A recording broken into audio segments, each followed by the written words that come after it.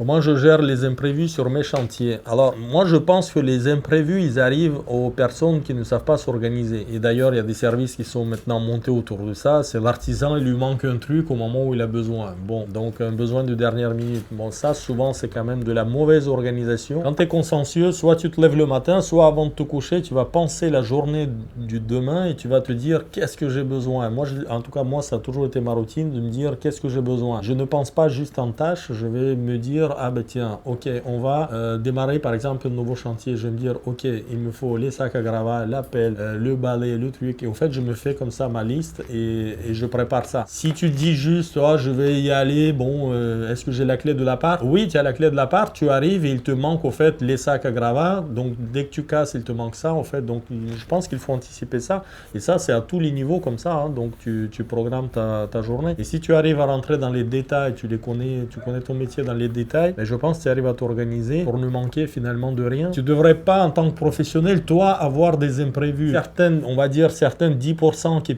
des cas un peu bizarroïdes qu'ils peuvent avoir, ben, il faut quand même que tu puisses avoir ce qu'il faut dans ton camion. Et après, les seuls imprévus, une fois que tu es bien organisé, les seuls imprévus que tu peux avoir, c'est si le client il vient, il te dit, ben là, c'était du carrelage, finalement, je vais faire du parquet. Donc bon, peut-être que lui, il va te changer les idées comme ça. Et là, ça te change un peu, mais ça, c'est de la discussion. Et puis après, c'est une révision du devis. Voilà, bon.